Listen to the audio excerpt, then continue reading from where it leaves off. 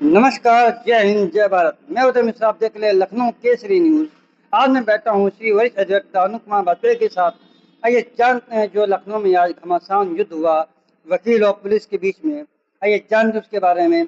जो चम्मच तोड़ा गया, यह न्यायसंगत है कि नहीं है, इसके बारे में खुल के बात करते हैं। अनुप कुमार वाजपेयी जी, वाजपेयी जी बताइए, जो चम्मच तोड़ा गया इसके लिए आपका क्या वक्तव्य है? चम्मच क्या सही तोड़ा गया, गलत तोड़ा, क्या कहना चाहेंगे आप? देखिए, माननीय उच्च न्यायालय का आदेश हुआ था कि जो भी केसरबाग कचहरी के आसपास का इंक्रोचमेंट है उसको प्रशासन द्वारा हटाया जाए। उसके अनुपालन के लिए प्रशासन द्वारा पूर्व में बार एसोसिएशन के पदाधिकारियों के बीच एक वार्ता हुई थी। उस वार्ता के माध्यम से ये सुनिश्चित किया गया था कि 70-72 के आसपास चेंबर ऐसे हैं जो सीधे सीधे इंक्रोचमेंट कर बनाए गए हैं। उनको तोड़कर हम इस ऑर्डर का कंप्लाइंस कराएंगे। अधिवक्ताओं ने इस पे सहमति दे दी थी और वो चेंबर्स तोड़ने के लिए कहीं ना कहीं हम सब लोग तैयार थे। वो चिन्हित कर लिए गए थे, उनके निशान लगा दिए गए थे। लेकिन आज चूंकि चेंबर्स तोड़ने की तिथि थी, आज हमारे समस्त अधिवक्ता समाज के लोग मौके पे थे। प्रशासन द्वारा अनावश्यक रूप से उन चिन्हित चेंबरों के अतिरिक्त चेंबरों का ध्वस्तीकरण शुरू किया गया, जिसपे सामान्य तौर पे वकीलों में पहले से ये मानना था कि उन चेंबरों के अलावा अन्य चेंबरों को नहीं तोड़ा जाएगा। लेकिन जब ऐसी कार्रवाई शुरू हुई तो वकील समाज में बहुत आक्रोश था। वकील इस बात से पीड़ित थे, क्योंकि कहीं ना कहीं वकील समाज बड़े गाढ़े खून पसीने की कमाई से अपने चेंबर का निर्माण करता है और उसी चेंबर में बैठ के अपने वकालत पैसे का संचालित करता है। और वकील समाज बड़ी ही मेहनत और बड़े ही परिश्रम से अपने परिवार का पेट पालता है। प्रशासन का, माननीय उच्च न्यायालय का कभी इस पे कोई भी विचार नहीं किया गया कि वकीलों को बैठने के लिए कोई समुचित व्यवस्था की जानी चाहिए। और जब वकील खुद से अपने लिए कोई व्यवस्था करता है तो आप इस तरीके से आदेश करके वकील को सड़क पे ले आते हैं। कहीं ना कहीं ये बहुत ही निंदनीय है। और जिस तरीके से प्रशासन ने आज कुछ वकील भाइयों पे लाठी चार्ज करके उन्हें पीड़ित किया, उन्हें दंडित किया, उन्हें चोट पहुंचाई, कहीं ना कहीं ये बहुत ही निंदनीय है। मैं ये समझता हूँ वकील जो हमेशा दूसरों को न्याय दिलाने के लिए पैरवी करता है, आज उसकी पैरवी की जरूरत पड़ रही है। इसलिए हम सबको शासन से, प्रशासन से, सरकार से और माननीय उच्च न्यायालय से ये अपील करनी चाहिए कि कम से कम वकीलों के साथ इस तरह का दुर्व्यवहार प्रशासन द्वारा कभी भी मत किया जाए। जैसे कि संज्ञान में है कि वकीलों द्वारा या फिर अधिवक्ताओं द्वारा एक मोटी राहत कोष या सरकारी खाते में धन जमा होता है, चाहे वो रजिस्ट्री के मामले में हो, चाहे नोटरी के मामले में हो, चाहे किसी मामले हो। वकील एक टैक्स पे करने में एक अहम भूमिका निभाता है।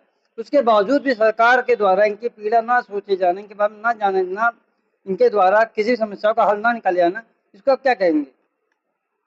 इस देश की आज़ादी के इतने वर्ष के बाद आप किसी भी सरकारी दफ्तर में जाइए तो आपको लगेगा कि बहुत बड़ा परिवर्तन हो चुका है।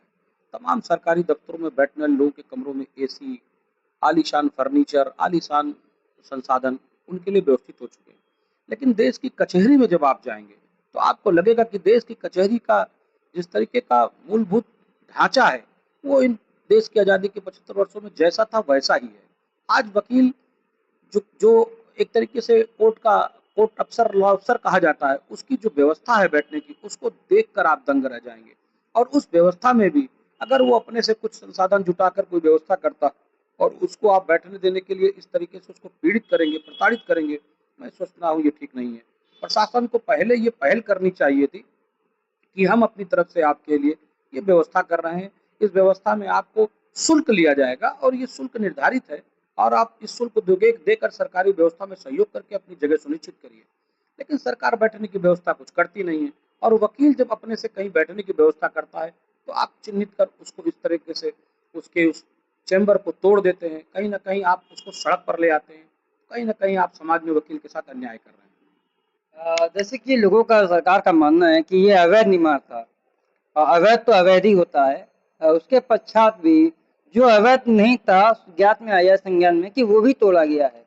इसको ये क्या क्या का वक्तव्य रहेगा? देखिए, जो सरकार द्वारा पहले ही प्रशासन के अधिकारियों द्वारा चिन्हित किया गया था उसको तोड़ने को लेकर कहीं कोई विरोधाभास नहीं था। आज सरकार ने अपने वार्ता के क्रम में तय हुई बातों से जब पीछे हटना शुरू किया तो वकीलों में आक्रोश हुआ। और बात रही वैध और अवैध की, तो हम सब इस लखनऊ में रहते हैं और हम सब जानते हैं कि लखनऊ में कितनी कॉलोनियां अवैध हैं, कितनी बाजारें अवैध हैं, कितनी जगह अतिक्रमण है। उस अतिक्रमण को लेके सरकार की तरफ से, हाईकोर्ट की तरफ से कभी कोई डायरेक्शन नहीं होता है, सिर्फ वकील निशाना बनाया जाता है। कहीं ना कहीं ये बहुत ही चिंता का विषय है। इस पे विचार करना चाहिए। क्योंकि वकील कहीं ना कहीं समाज को बहुत कुछ देता है और ऐसे व्यक्ति को, ऐसे वर्ग को, ऐसे जिम्मेदार समाज को अगर आप इस तरह से पीड़ित करेंगे, कहीं ना कहीं ये ठीक बात नहीं है। ये थे हमारे साथ अनुप कुमार वाजपेयी जी, जिन्होंने अपनी बात रखी है, जिनका ये भी कहना था कि वकीलों का संघर्ष एक महत्वपूर्ण संघर्ष है, जो कि नीचे तबके से लेकर एक बड़े व्यक्ति तक की आवाज उठाता है, जो कि राहत कोष में एक अच्छी सामग्री, एक अच्छी धर्म मुद्रा भी संचय करता है। इसी के साथ उसके हित में भी न्याय होना चाहिए, जो सबको न्याय दिलाता है। इसी के साथ इन्होंने अपनी बात कही और यह भी कहा हाईकोर्ट को लेकर कि हाईकोर्ट इसका संज्ञान ले, जो आज अनैतिक कार्य हुआ है शासन प्रशासन द्वारा, इसको भी संज्ञान ले। इसी के साथ देखते रहिए, बने रहिए उदय मिश्रा के साथ लखनऊ केसरी, लखनऊ से।